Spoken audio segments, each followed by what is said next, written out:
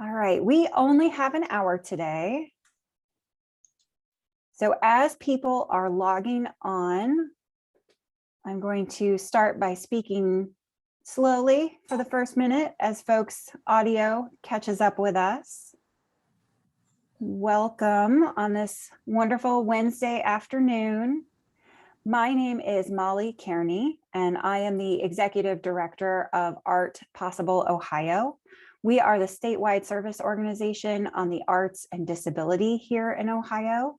Our work encompasses everything from public programming like this to supporting students with disabilities and special needs in Ohio's K-12 schools, to providing cultural access training for museums, art organizations, and other organizations in creative careers. Today, I am wearing a gray sweater. I have a high side ponytail with long brownish red hair. I have my background blurred because it's a little messy back there. And I am a Caucasian woman. Today we have a very special guest with us, John Bramblitt. We have invited him to speak to us today about his work and about his career in conjunction with our Accessible Expressions Ohio exhibition. That is our annual exhibition that opens in the spring. It usually includes about 40 artworks, all by artists from Ohio with disabilities. The artworks are 2- and 3-dimensional. This year, we are also including wearable art. I think we just closed our submission time, but I think we are going to extend it, correct, Megan? Just a little bit. Actually, we have an official extension of our call to art till next Wednesday, the day before Thanksgiving at midnight. And I just dropped the link in the chat if you're interested in learning more about that and how to submit. Which is wonderful, because I don't know about you guys, but after this presentation, I'm probably going to be all inspired and I'm going to want to go out and make some artwork. And if that is what happens to you today after listening to John speak, then you will have a wonderful extra week to get it finished, photographed, and sent in to us. You can find the application to submit on our website. We'll drop it in the chat box also, so that if you did want to go ahead and apply, you can go directly to it. It's $10 per artwork. Accessible Expressions Ohio is one of our flagship signature programs. It travels all around the state. And so if you do get your work accepted into that exhibition, it's going to be seen by lots and lots of people around the state of Ohio. So our special guest speaker today was introduced to me by one of our board members. He is an artist living in Denton, Texas. He is a painter, and his paintings are vibrant and beautiful and exciting and relate to pop culture. He also provides a lot of consulting for schools and museums on how to make their programming and their art making more accessible for anyone who would want to come in and participate.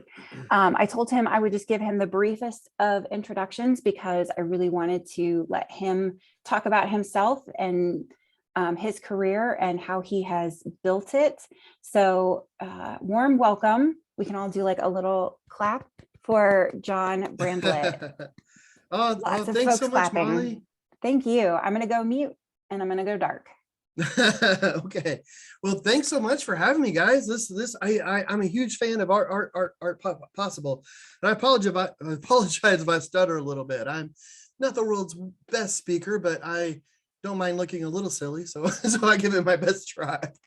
But yeah, I'm just so excited to be here. And if you guys have questions and stuff, please don't hesitate. Like, you can put it in the chat, and I think it'll be read every so often. At the very end, we'll have a Q&A. So what I really want to talk about is what you guys want to talk about, like what you want to hear about. I don't know if you can tell, but I'm really excited. I get really excited whenever I talk about art and when I talk about disability awareness. And I just love it. Here, let me show you. I have a friend in the studio. Her name is Eagle. She's my seeing eye dog. So she's right next to me. She's a blonde or a yellow lab. She's always there. Like, it's funny, like with a guide dog, like they're always there. She's my second guide dog, but she is like a shadow. So she's asleep. I don't know if you can hear her snore. Maybe if I be quiet for a minute, if I'm quiet. No, I could hear. I don't know if it comes around the mic, but she is asleep. But so me and Eagle, she's my partner in crime.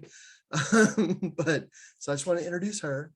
One of the things that I wanted to talk about today was about, your art. Like if you're taking it where you want it to go, if you want it to be a hobby, if you want it to, if you want to be a professional artist, if you're wondering how to do that, how to break into a gallery, how to work with museums, about prints, about all of this sort of stuff. I could talk about all of that.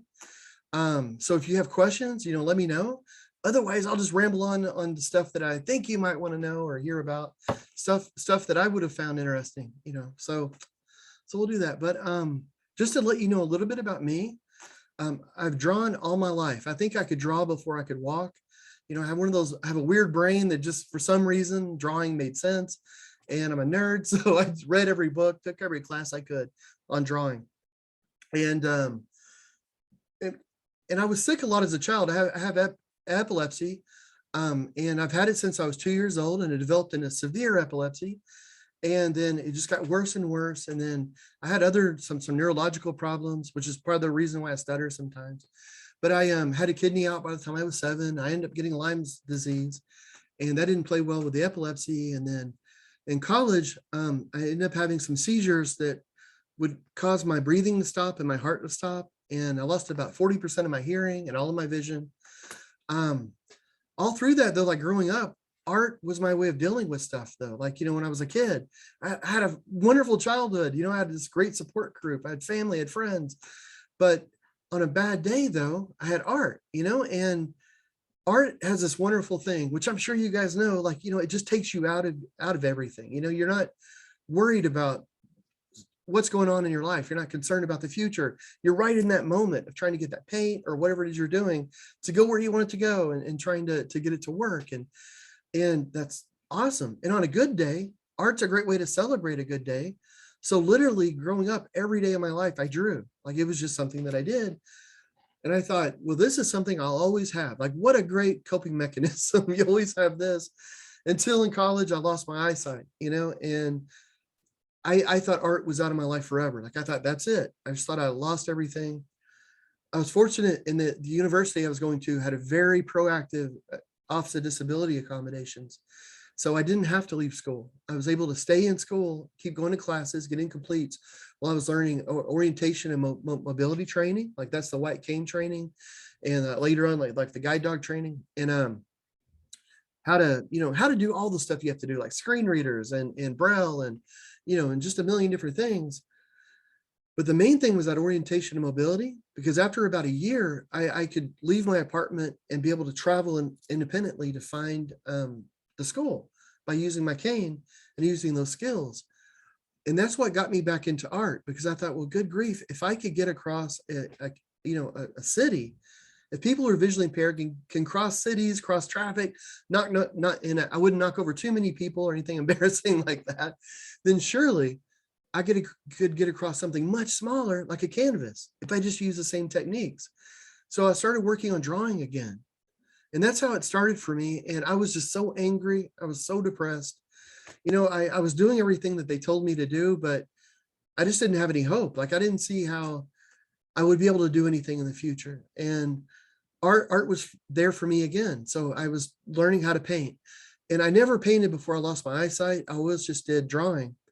I didn't think I'd be a good painter, but painting became the thing for me, though, because, paint's thick, so you can touch and feel it. So I started using these techniques where I can draw lines. Like I have a painting. Let me see if I can reach it. It's back here a little ways. Yeah, oh, sorry. So I have a painting of Bob Marley behind me. So like the lines on his face are very raised. They don't always have to be. There's other ways to draw. And I won't go into too much detail on how I paint unless you want me to, because how I paint works for me, but it doesn't necessarily apply to everyone. But if anybody wants to know how I can tell colors without seeing it, some different ways to do that, to draw without seeing and all that, I can absolutely talk about that. But like I say, I want to talk about what you guys want to know about, what you want to hear about. But I'll say this, though, I'll tell you, whenever I first started painting, I thought I was out of my mind. Like, this was like 20 some odd years ago. So there weren't really blind painters. I think, I'm trying to do a thing now where I'm looking and finding where there were visually impaired painters and all that, but there was probably at least a couple in the world, but none around me, and I didn't know of any. And so I thought I was out of my mind when I was starting this. And I didn't think there was any way in the world anybody would ever want to see a painting of mine. Like it wouldn't even have thought. So I went from there, just using art the way I always had to be able to deal with internal things like, the anger, the depression. And also the added thing with vision, I felt very isolated, even though I had a wonderful family, friends. I felt disconnected. Like, I don't know if you guys have noticed this, but sometimes like when you lose your eyesight, it's like people don't know what like how much you actually perceive about the world, how much you know about what's going on around you. And I wanted to let people know, like, hey, I'm still in here. I'm still John. I still understand things. So that's one thing that I hope the painting would do, is to reconnect with people around me. So I went from that thinking no one would ever want to see a painting of mine. And just to give you like a quick idea of like, because I want to talk about a painting career, how you guys can do it.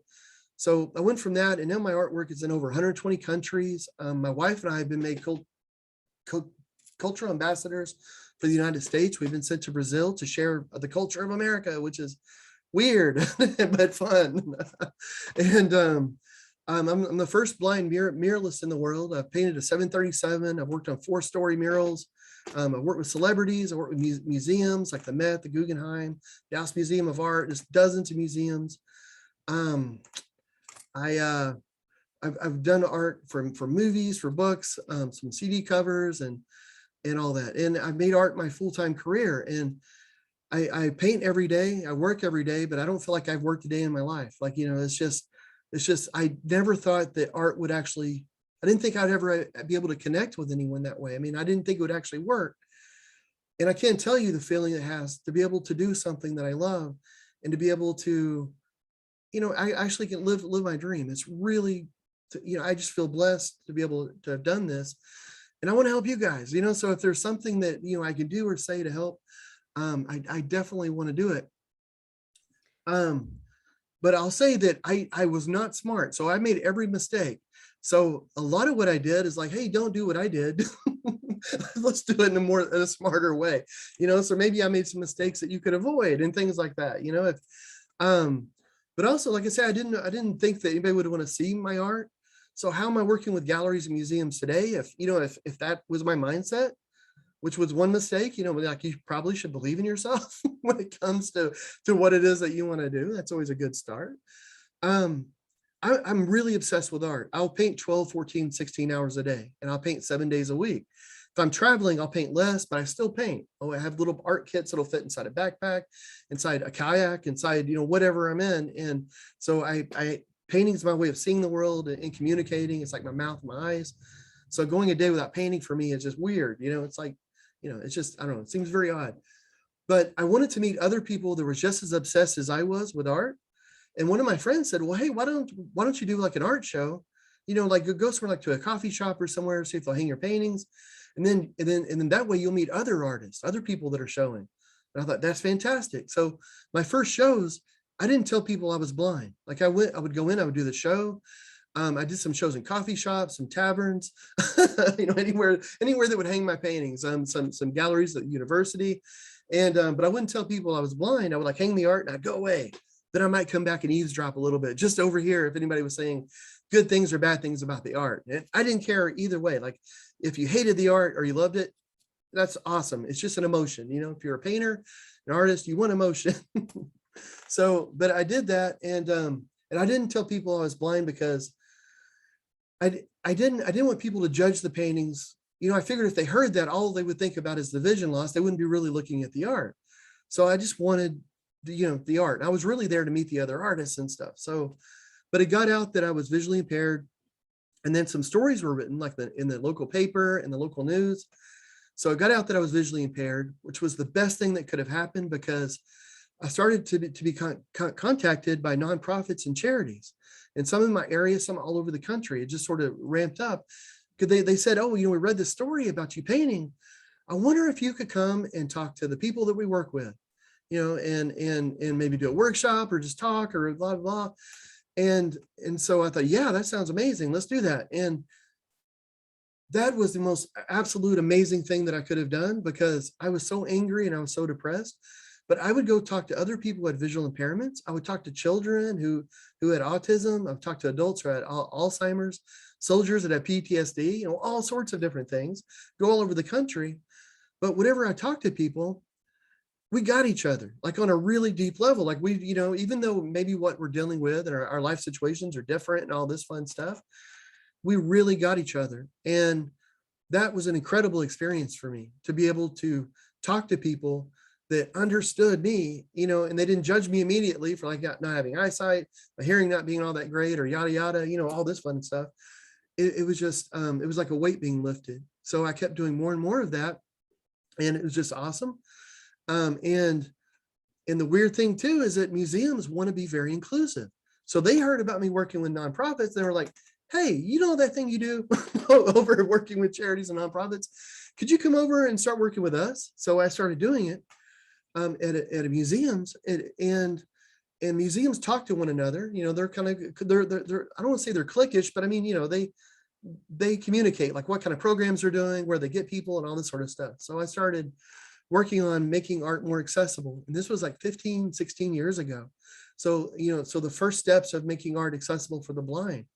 And that led to me working with the Metropolitan and in New York, and the Guggenheim there, and all these different museums, really, really tiny, small museums, which those are actually the most fun to work with, because I don't know, you can do all these kind of crazy things that, they won't let you do in a giant museum, like touch the art. Like that's one of my favorite things, is to do tours and stuff where we go through and touch the artwork and stuff. That's, I don't know, that's really, we got to wear gloves and things, we're not total, I don't know, we're not gonna go totally crazy, but we get to do all these really fun things, and it was just a lot of fun. And that's kind of how I got into galleries, was that, you start getting your resume, your CV, and then you listed on there that you've worked with these museums, and a gallery says, well, that's cool. Why don't you, we'll let you start here. So, so that's how I kind of accidentally fell the back way into being a professional artist. So like I say, it's not necessarily the most well thought out idea, but it actually turns out to make a lot of sense. And over the years, we've refined things. My other partner in crime, other than my guide dog Eagle, is my wife, Jackie. And she used to be a director at a university. She did that for years. She saw I was having way more fun with my career doing art. So she came over, she actually took over the business part of the art. And that's incredible. And I want to talk about that a little bit, because, if you want to be a professional artist, the art is one definite part. It's right there in the name, artist, art. But there's so many other hats you have to wear too, like social media and all these business sort of things and all that. And it's rare to have somebody that's good with all these. Like for me, I'm not that good with business. Like whenever my wife took over the art business about 6 years ago or so, or 7, it instantly tripled the amount of nonprofits and charities that I could work with, because she knew like all this wasted stuff and all these things and everything. So, it was just amazing. It was brilliant. So if y'all want, I can talk a little bit about like becoming a professional artist. I don't know how many people here like are thinking, like, if you want to earn a little bit of money with your art, like if you or if you want to do it as a hobby, which, let me say this, the wonderful thing about art, like I still make art for the exact same reasons that I did when I started. It makes me feel better. It helps me deal with depression and anger and all these other things. And when I first started painting, well, I'd like to think I'm much better at it now. You learn things, you learn new techniques, you learn ways to do it. So, I can paint faster now. I can use more color, more complexity and all this. But what I get out of painting, like what it does for me on a personal level, is exactly the same from when I very first started painting. Even though my paintings are maybe a little more refined now, hopefully a lot more refined, I don't know. But what I get from it is exactly the same. And if I work on a painting and it doesn't turn out, I get the same benefit from it than if it did turn out. Now, if it does turn out, that's like icing on the cake. Mhm. I got a lot of, I got a lot of therapy from it. I feel a lot better, I had a better day. Everything's great.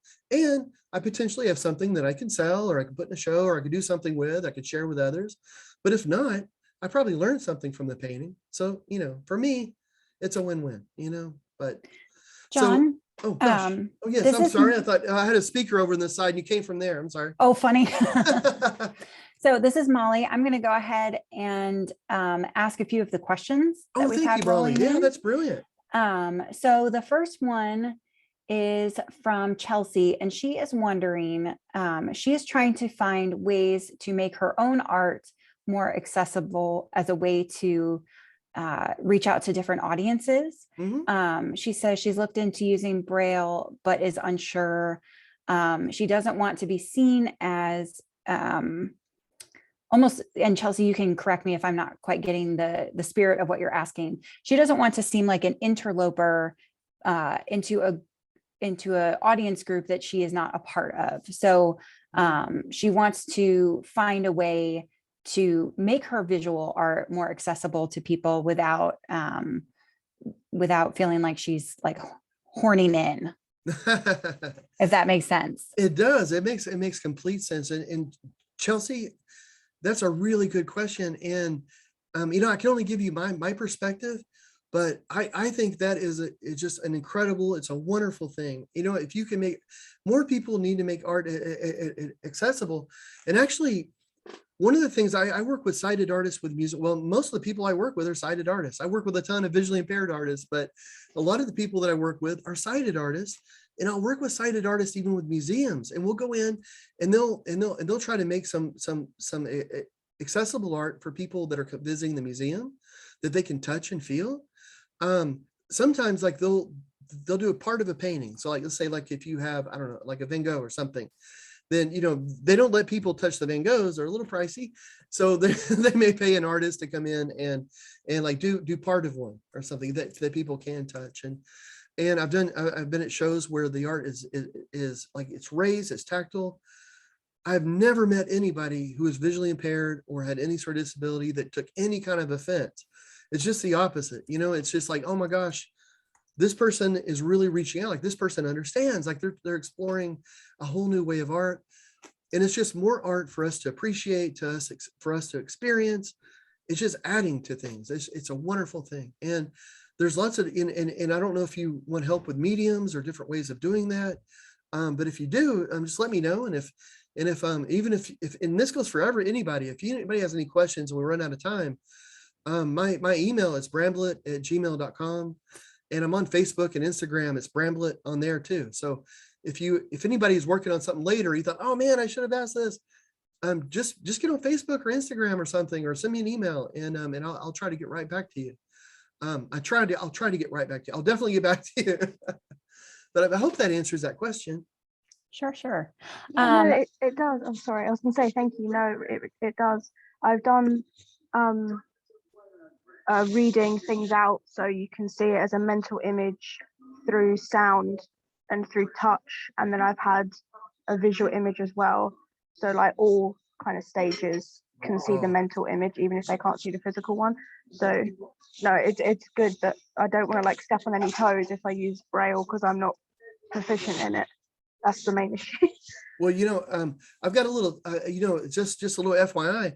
Most people who are visually impaired aren't proficient in Braille either. It's it's a lot of people use it. I use it for my paints with screen readers and stuff. I think that's brilliant that you're offering a multimodal sort of experience with your art. You're applying it to every sense. The reading, and that's just awesome. That's really amazing. Wonderful. We have another question from Suzanne.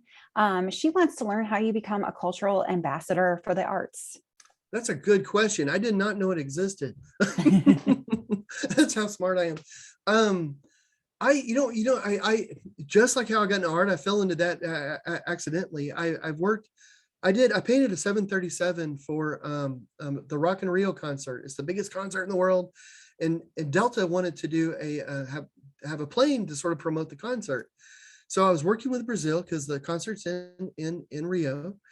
And I started working with the School for the Blind there and some different things just because I was there. So why not? You know, you might as well go over there and do some fun things while you're doing this business stuff. So I was doing that. And then that led to later on, university there wanted to have me out and to teach some more workshops, to work with visually impaired in Brazil. And Brazil had a lot of financial problems, you know, as I'm sure y'all heard, and all that kind of got canceled, but the State Department really wanted it to go through. So they got a hold of me and they were like, hey, we'll pay for it all. You know, you just go with it as a cultural ambassador and the State Department will pay for it. So, you know, it's a weird thing. It's not like something you apply for. It's just if, I guess if the State Department feels like there's a reason for it, then they let you do it. You know, and I know that's a terrible answer, but it's like one of those things where you can't even go on a website and try to apply for it because they mentioned it. I thought, what in the world is this? And I tried to look it up and I found like some bands and some different things that they sent around and different things, but I couldn't find anywhere like on the State Department, like, you know, how do you know, if you wanted to pursue this, how do you even do it? But I don't know. I'm sorry, that's a terrible answer. The next question. Oh, this one is a hard one. I'm interested, and it comes from Tracy. I'm interested in knowing how a person commits to taking themselves seriously as an artist. Tracy is a beginner and she finds it hard to imagine anyone would be interested in seeing what she's making. This makes it hard for me to commit to working. Any advice? That question, I think a lot of us on the call probably feel in our tummies. Oh my goodness. Tracy, you know, that is a perfect question because every artist I've ever talked to, you know, artists are some of the nicest people that you will ever meet. They treat other people so, you know, with so much compassion, so much kindness, but often we don't treat ourselves very well. You know, we treat ourselves worse than we do a complete stranger sometimes. And I did one really smart thing. I'll give myself credit for this, but whenever I first started painting, I told myself that I'm not allowed to judge anything I do for a year. I can't judge it. Because in your brain, you can do one thing at a time. You can create or you can edit, you know? So I thought, I just need to create. I just need to make things. And that's such a hard habit to break because I would paint something and instantly, you know, as soon as like the first like lines down there and I'm trying to feel it, I'll think, oh, this isn't going to work out. You know, what am I even thinking here? And then I thought, oh yeah, I'm not allowed to do that. So I just keep working on it. And it just became more about the process. And it didn't matter if the painting turned out good or not. After a year of doing that, you know, I got to the point where if I make a mistake in a painting, I'm actually really happy about it. I know that sounds crazy. It sounds loony. I have a rack on the other side of my studio and I call it the rack of shame because it's all these paintings that I've just totally messed up. I had a German TV crew here last Friday and I mentioned my rack of shame. They're like, oh, let's go through the rack of shame. You know, and then I'm like, oh man, it's my rack of shame. It's not for everyone else. But it's all these different mistakes though. And it's wonderful though, because whenever I try to do something and I'm trying to do it and it doesn't work, I'm learning something about art. Like I'm learning how not to do this. So it's pushing me in a direction. And I'm really excited about art. I love to learn about it. So whenever I make a mistake, it's turned out to be a really great thing. I've gotten so much more benefit from my failures in art than I have my successes. Like I have a painting of a dog over there named George, and it's from a friend of mine, Amanda, and it's her dog. And this poor painting, it looks so wooden. Like I feel sorry for George because he's just static and frozen and like, oh, George, you know, he's such a smart, lively dog. But I had never, he has really curly hair and I'd never tried to paint curly, fuzzy hair before. So I learned a lot of different ways how not to paint curly, fuzzy hair while I was working on that painting. But then later on though, I did a benefit for the guide dog school where I painted all these famous dogs. And I was able to take so much of what I learned from that and apply it to you know, other paintings later on. You know, one of the things too about letting other people see your art, and this was something that I learned in college and actually creative writing. You have to be careful whenever you show your art to someone. And not only because maybe they won't like it, but also maybe they will like it because both can be bad. So like if you show a painting to someone and they say, oh, that's no good. Maybe they just don't know what you have in your mind, where the painting's headed, you know, what you're trying to do. You know, it's your own expression, it's your own communication. So maybe they just don't know what they're you know, I mean, their opinion is, that's their opinion. Maybe it's good, maybe it's true, maybe it's not. The other hand, if they say it's really good, then you'll like, you know what, it is really good. And then you'll stop improving on that. So whatever anybody says, whether it's good, whether it's bad, it's nice to just sort of set it aside. So whenever I show a painting to someone and I got into the habit, I'm really interested, I'm really curious, I really do want to hear what they want to say. But what they have to say doesn't necessarily reflect anything about the painting. I'll take it or leave it, you know, but I'll have that information, but I'm not like personally involved in the painting at that point. Like I have to step back for a bit, almost like, you know, and if they say it's terrible, you know, it's moronic, it looks like a 3-year-old did it. I'm like, yeah, I see where you're coming from, you know, because I do make a lot of mistakes, but, or if they say, oh, it's amazing, it's brilliant, it's wonderful. And I think, I don't know, I think I've done better, you know, so I don't know if that helps, but artists were our own harshest critic. And most of the time, artists have a hard time making it, you know, whether it's just to sell a little bit of art or just to do it as a hobby or to be a professional artist. We usually our own worst enemy. Like it's usually the artists themselves that are standing our own way. I don't know, you know, and it's okay, I think, to make failures. It's okay to have mistakes. If you're not failing in your art, you're probably not trying enough new things. If everything you do is perfect, means you're just doing the same thing over and over again. So every time you make a mistake, every time it's a failure, know that you're doing what you're supposed to be doing. You're creating something, you're making something new, and it's okay that it's not perfect every time. I don't know, I hope that helps. Yes, thank you very much. It helped a lot. It was a great answer. Yeah, wonderful answer.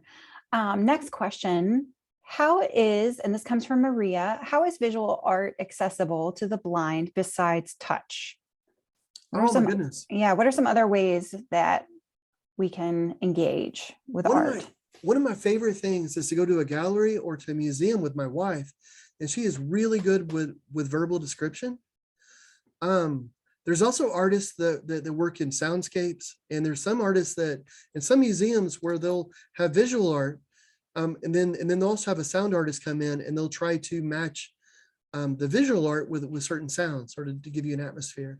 I do a lot of tours in museums or workshops where we'll go and we'll look at artwork and we'll have a verbal description, but then we'll also have things for everyone to touch. So like there's this painting at the Meadows Museum called Paris Exposition 1892, I think.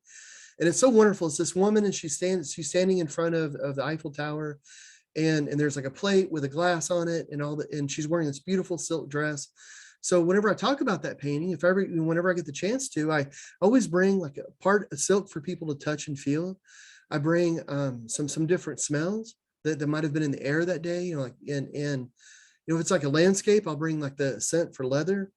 I'll bring like the grass smell, all these different things for us to touch, to feel, and to talk about. And it may sound like, you know, we all know what a saddle looks like, or, you know, or we know what leather might smell like, or what grass smells like, or all this sort of stuff. So how would that really help whenever you're thinking about art or talking about it? And the fact is, it's like night and day. And I do this workshop with people who are visually impaired, with people who are sighted, with people who have autism, people who have Alzheimer's, and it doesn't seem to matter. The connections that you have in your brain, it just fires up. You know, when you're smelling the grass smells, that's going into your brain, and it's suddenly you're having all these memories, all these thoughts, all these feelings that are coming in, and it's combining with the description of the artwork.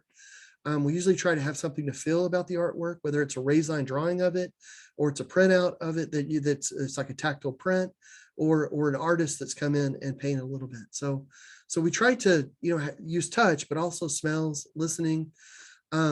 I did a thing where there was a painting of a Pope in a museum. So I had an actor come in and dress up like the Pope and try to be a Pope. He wasn't a Pope, so we could ask him all kinds of questions, and everybody was laughing. It was just funny. And there was like a painting where some people were doing the tango.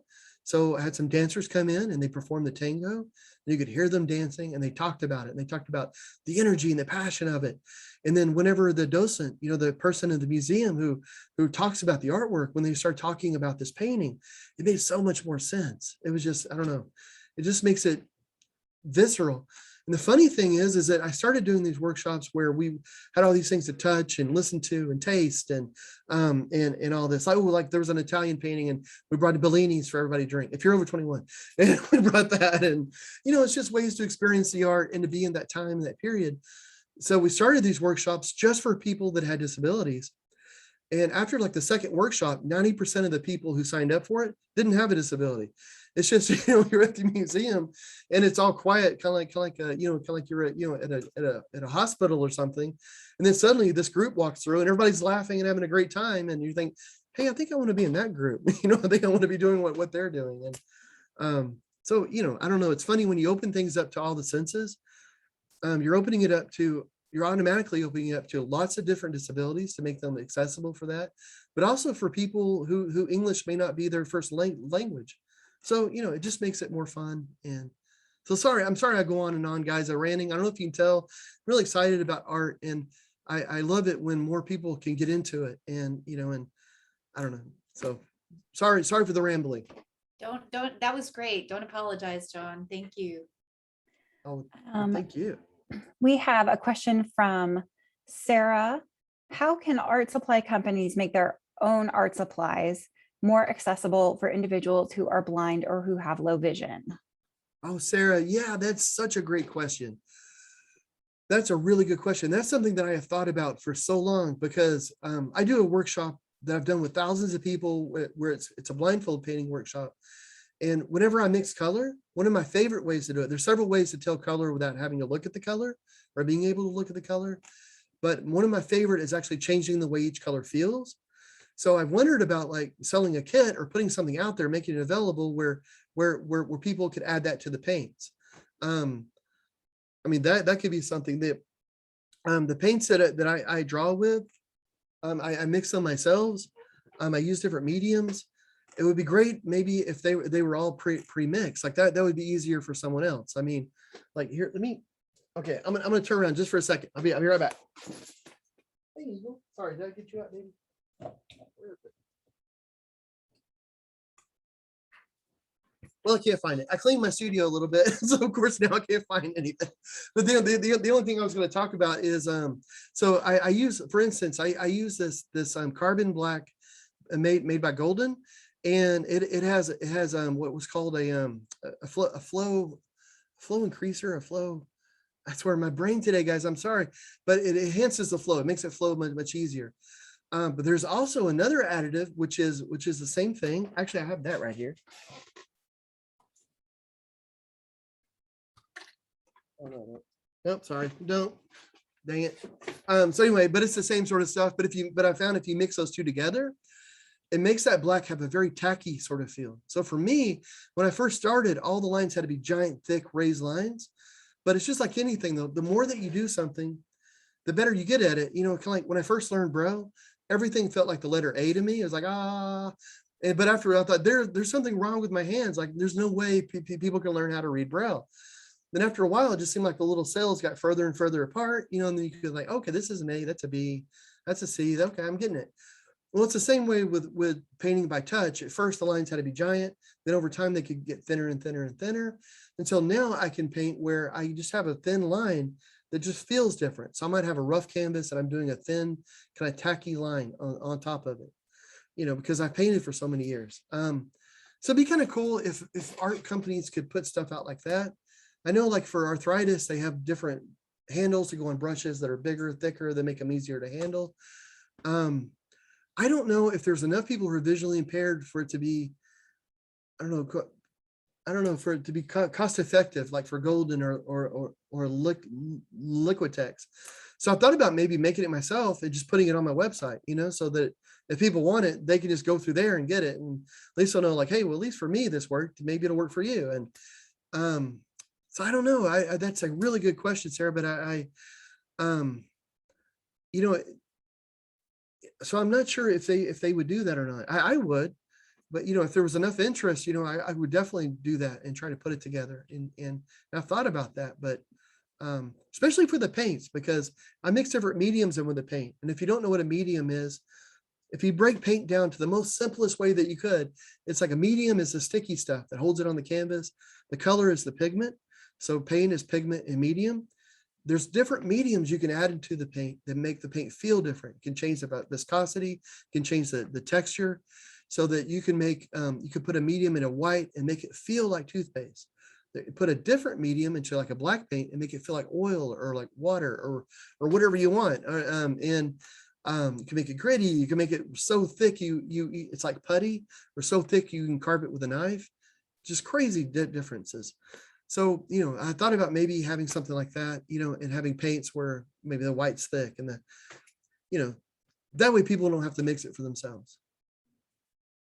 But if people want that, I'll definitely try and do it, because mixing paint, like I do it, but I'm like I said, I'm a huge nerd, so I don't mind doing that sort of stuff. But it'd be easier if you could just buy it. John, Yeah. this is Sarah.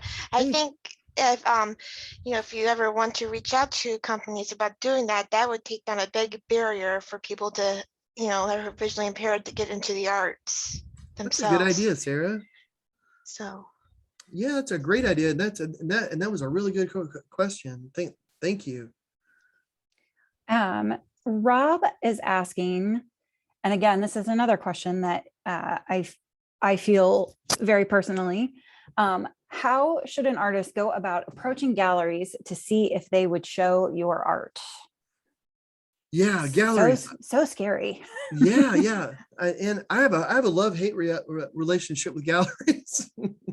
And it's funny, it's like when you're first starting, you really want a gallery to be there because then if you can say, oh, well, my art is showing at this gallery, then that's sort of a feather in your cap, showing that you're a professional artist, that, sort of thing. So people really want to get into galleries. The same problem that an artist with a disability, it's the same problem that artists without a disability. Galleries want to accept artists that have a track record, that have shown in galleries. And, and it makes sense in a way, from a business standpoint, it kind of makes sense because, they're hanging your artwork in their space. And if your stuff doesn't sell, then they're not going to make any money that month, or they're not going to make money off those walls or whatever it is. And as much as the gallery owner loves art, they also love keeping their gallery open. So they look for artists that have, this like a resume with a proven track record. So that makes sense from a gallery standpoint, but from an artist standpoint, that's terrible, because how in the world are you supposed to get in a gallery if to get in a gallery, you need to have been in galleries? It's like the chicken and the egg sort of thing. It's like, this is who came up with this idea? And this is ridiculous. And, but there are some ways. And one of it is working with a museum. And at first, that may sound crazy. We're like, well, surely you can't work with a museum if you haven't been in a gallery. Like, that seems weird, but there's programs at museums where they love to have artists come in. So like, if you don't mind working with children, if you don't mind doing a workshop, that's something you can do. So you can go in on family days. Most museums have an area where there's actually people can create art, and they would love to have artists come in and talk about their artwork and to be able to lead a workshop for this or that. If workshopping isn't your thing, but there's also a lot of times galleries will have sort of, oh gosh, they're called different things, but they're like art nights where that gallery will be open the museum will be open in the evenings, and they'll station painters around in different places that are live painting. So you can just have a painting, it's mostly done, and you're just starting it, whatever you want, and you're working on it. And I know sometimes that doesn't work for every artist too, because there's some artists are like, I don't want to teach. I don't like for people to see me paint. I don't know how I would do that. Like, I'd feel uncomfortable. That's fine. That's fine. But if you're wanting to like pad out your resume, that is something that a lot of museums are looking for. So if you go in and you just set up like your easel and you're just doing a little painting and you're just working on stuff, people who are visiting the museum will walk by, they're looking at all the beautiful artwork, and they get this wonderful experience of being able to talk to an actual artist. And I can ask you questions about, oh, well, why are you using these colors? Why are you here? And then you have a wonderful chance to be able to explain, well, hey, yeah, I'm doing this and I'm doing this, and you can even spread some disability awareness if you want. You can do all kinds of fun things. And it turns out being a very happy, for me, it is. But I don't know if you can tell, but I'm a chatty person. So I like to chat. And I have pretty thick skin with art. I kind of developed that over time. So, and I don't mind falling on my face and making an idiot of myself every so often. So if I'm working on a painting and it doesn't work out, I always tell people, well, failure's an option. Not every painting is a gem, but what's nice though is that you can put that on your resume. Oh, I work with this museum, I work with this. And then when you go and talk to a gallery, a lot of times you can get in there. There's also other types of galleries like consignment galleries and things. But also besides galleries, having an online space can be hugely important. Brick and mortar galleries are having a hard time now, quite a bit. And a lot of them are starting to mix up how they make money. So they'll sell art, but they're also turning into event spaces a lot now because, it's hard for brick and mortar gallery. And one part of that is because of online. So it's really nice to have an online space. And that doesn't mean you necessarily have to have like a full blown merchant like website and all this where people will run cards for people and all that kind of stuff. It can, that's great, but it doesn't have to be. It could be Etsy, it could be a Facebook art page, it could be anywhere that whenever people hear about your name, they can find you.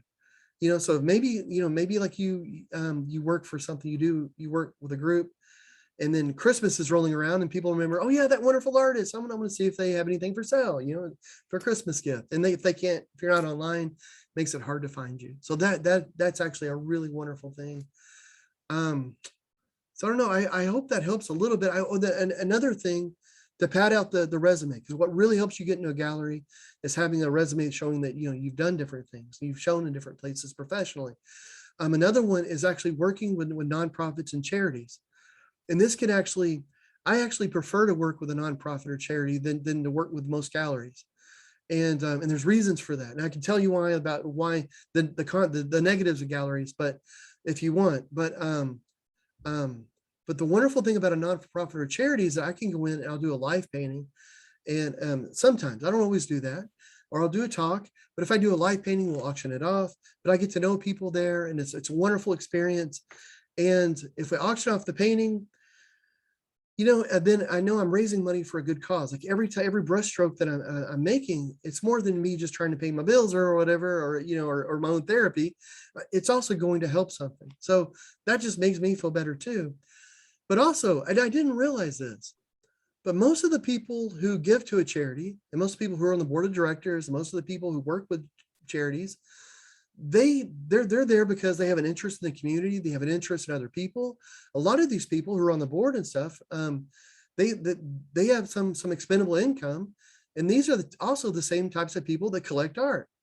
So you're working with a nonprofit and charity, you work with all these, and you're actually working with the same people that you run into when you do an art show. So you're meeting the same people and you're doing what I think is a lot more fun way to do it. And so it's crazy, so because all really a gallery does for you is that a gallery is supposed to bring buyers to you. And that's all they do. They're supposed to network. They're supposed to, bring buyers to you. And that's why they make their 40 to 50%. So if you sell a painting for 2,000, 1,000 goes to you, 1,000 goes to the gallery, which sounds like a lot, but but if they're doing their job and they're really trying to get your name out there and all that, then it's worth it. If they're actually bringing buyers and all that. But working with a nonprofit, doing like a gala, doing these different sorts of things, doesn't have to be live painting. Sometimes it can be like the museum thing, where you're there and you're talking, or you're being present, or maybe you're doing a small art show or something. Nonprofits and charities, a lot of times they'll have a gala, they'll have like an event, fundraisers, and they like to have artists, they like to have people come in. So that could be some other way to pad out your CV. And then, so whenever you go to a gallery, you may not have many shows, you may not have any shows on it, but you'll have this other stuff. They can see that you're a serious artist.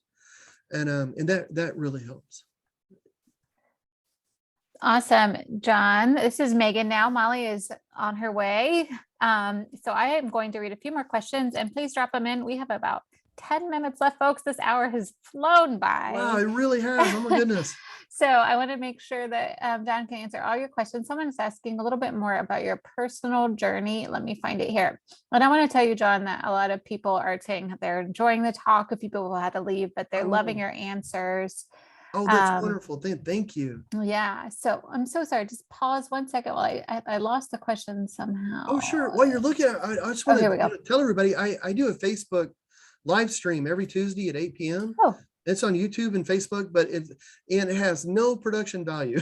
It's just my wife and I were chatting, and I'm always working on a painting, but every once in a while we'll have other visually impaired painters drop by, and I don't know, but the chat is the most fun because I get to chat with everybody and people can ask any kind of question and stuff. So, Awesome. if you think of something, drop by on 8 p.m. Central time. So I guess that would be 9 p.m. Your in Ohio. Yeah. We have people from all over today. So even UK. So they'll have to figure out the time difference on their own, but that's what Google's for, right? To help us out with that. There you go. Yes. So someone's asking about your little personal journey a little bit. When you became blind in college, were you working on an art degree, or were you actively doing other art? Or were you focused on other things and then you turned back to art? Yeah, I never thought of art being a career. Like, art was a very personal thing for me. It was just my way of dealing with life, honestly, from being a child and having those different health problems. And then, and I thought, well, I want to be a teacher.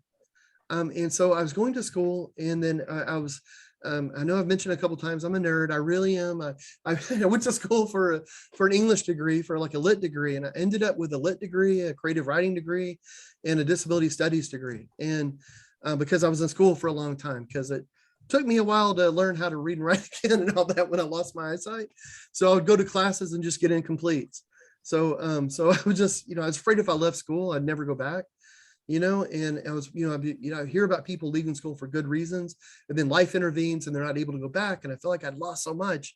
I just didn't want to leave school. So my school was amazing. They let me keep taking classes, but I couldn't take the tests or anything. Like, I would take English classes and I couldn't read the books. I was still learning how to use screen readers and all that. But so I would just sit there in class like a bump on a log. And then later on, as the technologies, I got more used to it, I was able to catch up with everything. And but it wasn't really an idea of being a professional artist.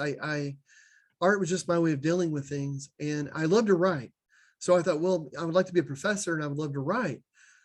But a strange thing is that because of the orientation and mobility, and I started learning how to use the cane, I started being able to get back into art quicker than I could read and write again. Because I don't know, if how many of you have been exposed to screen readers, but the first, that's the thing that reads, all the text on the screen. They're amazing. You can do anything on the internet with them, and like, they're awesome. I love them. I use them all the time. I've got a Bluetooth in my ear right now for any notes that I need to go to so I can read it. But first time I heard one, it was talking so fast. I told the teacher, I said, well, that sounds amazing, but I need one that speaks English, because I thought it was Chinese. Like, it was just going so fast. It was like, she said, this is English. I thought, oh man, I've got a whole nother problem now. I forgot what English sounds like. And so, but then you start learning it, but for creative writing with a screen reader, like if you're trying to write a story and it's like, and then she looks with passion at Greg's face or something, and then the screen reader comes back, she looks with passion, at Greg's face. You're like, oh man, it pulls you out of the story.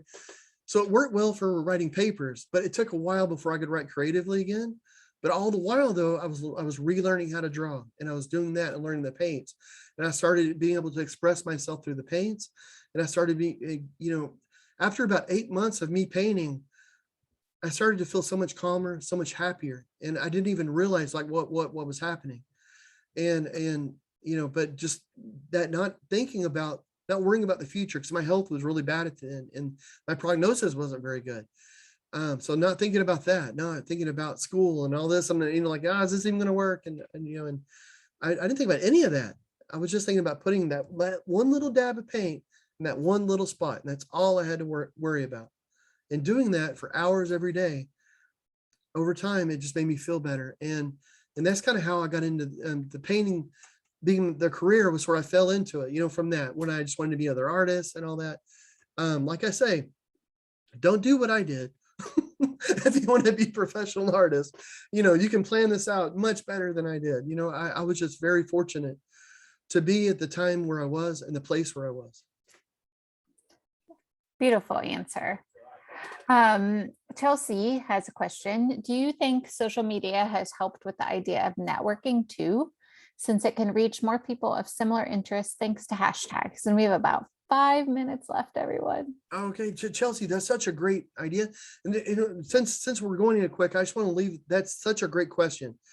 And I think so. So if you think about it, if you look at the history of the world and the prehistory of the world, when it comes to painting and art, it's always been visual art. And that's always been the thing. And we've had some painters in the past who have been professional artists who have started losing their eyesight, like Monet, Gauguin, like different people.